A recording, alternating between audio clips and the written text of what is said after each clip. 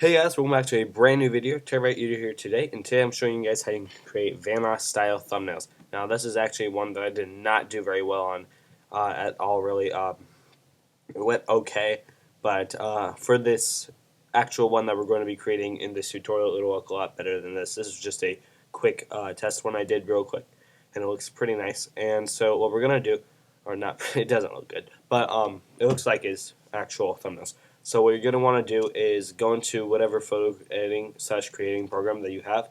Go to File, or sorry, this actually, or yeah, well, File, New, and just create yourself a new file and make it 1920 by 1080 pixels, or you can make it 1280 by 720, depending on what you want. And we'll just call this thumbnail tutorial. All right, and I didn't type it, whatever. So what we're gonna do is first thing create a new layer and delete that old one. That's just a quick, easy way to do that. And so we have our little background space here. First thing you want to do is go ahead and hit the gradient tool and create yourself a rainbow looking gradient, or one that looks like what his would look like if we go to his channel real quick. VanossGaming. So if we go ahead and just look him up, as you can see, he does basically like a rainbow gradient for the background of his thumbnails. So let's go ahead and close that out. So I'm using one that actually comes with the Photoshop Elements editor, so you might have to create one if you don't have this photo. Alright, let's go ahead and make sure we're selected on the layer, and just click and drag diagonally, and you get yourself a nice rainbow. That one actually doesn't look very good. Maybe like that. Oh no, like that. No, trying to get this to look just right. I think that'll be okay. If you go a little bit off, it sometimes works better. Like that. There we go. Okay, that looks good. So now what we're gonna do is we're gonna go ahead and go into our. You may not be using Google Chrome, but I am using it. So we're gonna come over here, and I will link this pattern in the description below. So go ahead and save this to your computer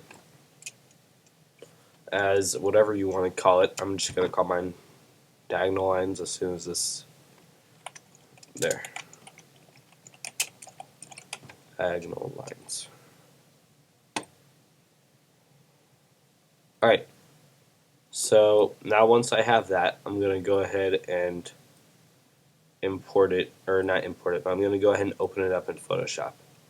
And as you can see, this already has transparency as by these gray and white pixels, these gray and white pixels. And this is actually kind of pixely, but guess what? You're not going to notice it. Check this out.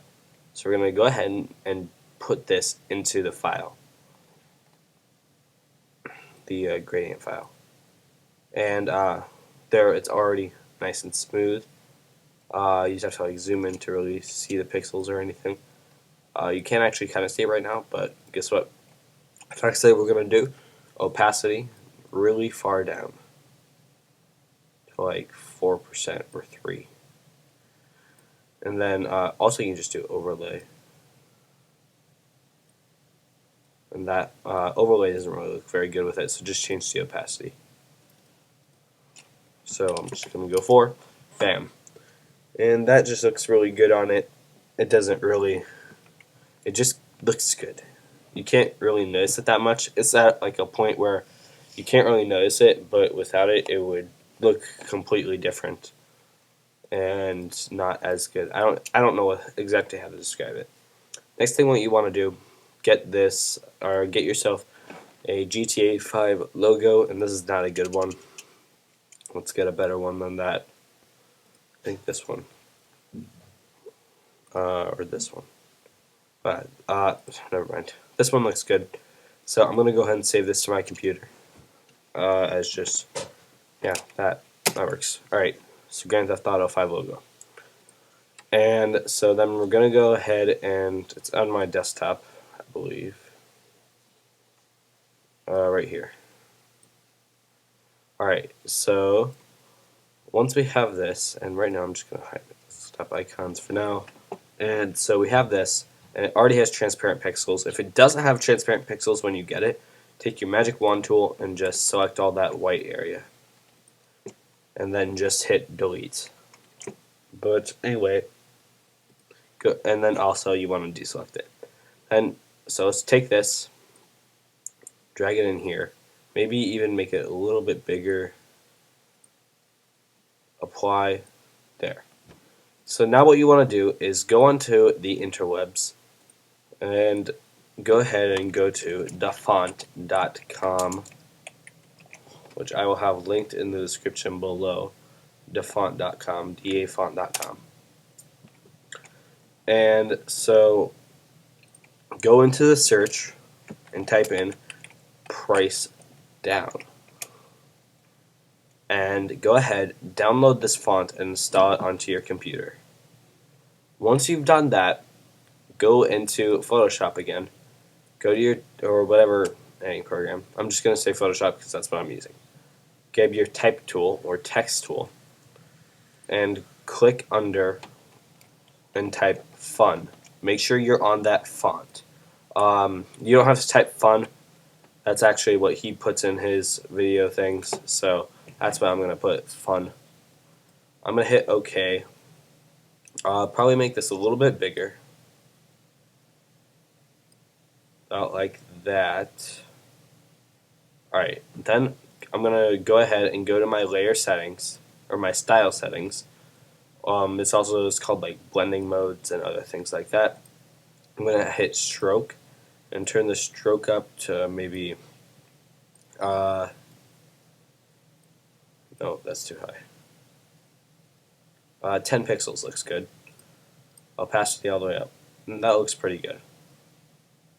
So, once you have that, you're actually going to want to add a character. Now, I looked for about half an hour to an hour for Blender rigs that weren't too complicated that I would be able to use to create Minecraft characters. But unfortunately, or not Minecraft characters, sorry, GTA 5 characters. But unfortunately, I couldn't find any.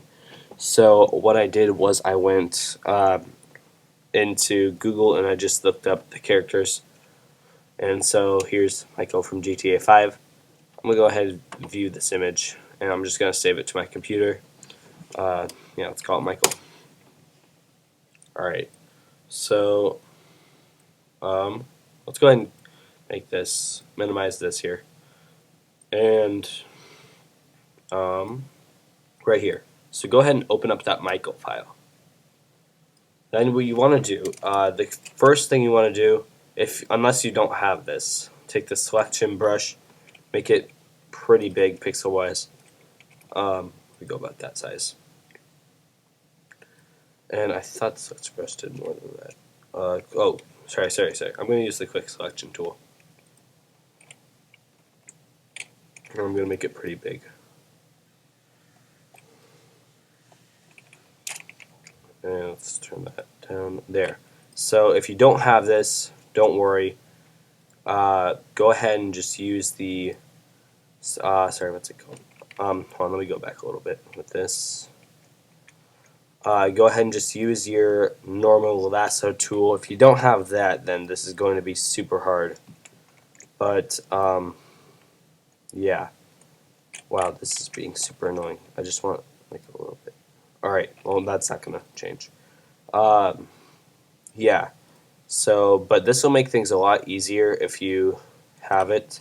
So I would, if you have this, go ahead and just select everything first, and then whatever you have extra, go ahead and just take your lasso tool, to hit Alt, and just kind of go in here, Alt or Option, and just drag it in to all the areas that you may have missed.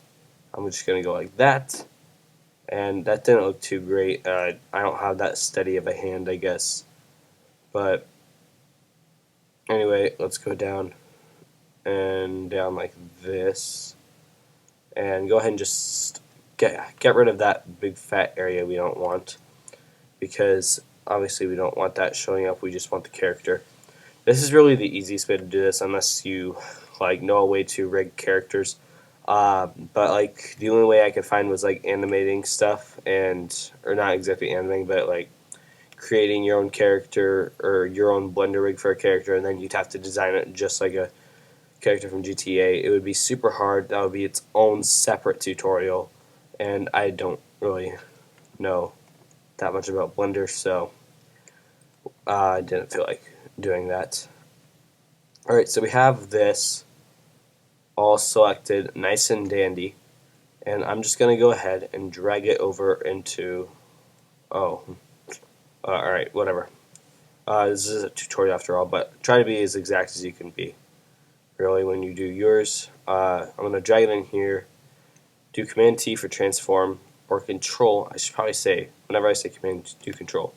So I'm just going to drag him in about there, and let's go ahead and just give him a quick drop shadow so he's popping off the screen. Ready to kill you, maybe, hopefully not. Yeah, like that. And there is some stuff out on the borders of him. I'm not going to worry about that for right now, but I would try to make yours as good as you can get it. And yeah, so this is basically what his thumbnails look like if we go ahead and go back to his stuff here.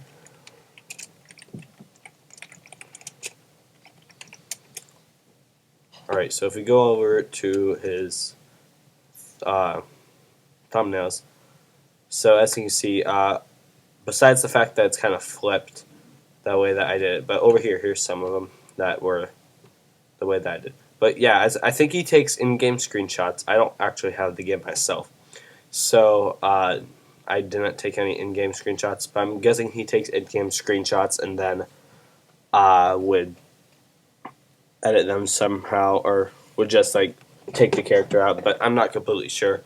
I don't really play GTA 5, but yeah, so thank you guys for watching. If you enjoyed, make sure to pelvic thrust that like button, and for more content from me, make sure you subscribe. And yeah, this actually looks pretty nice, so yeah, thanks for watching. Hope you guys can create some cool stuff. Try not to use exactly what I did, but yeah, peace out, guys.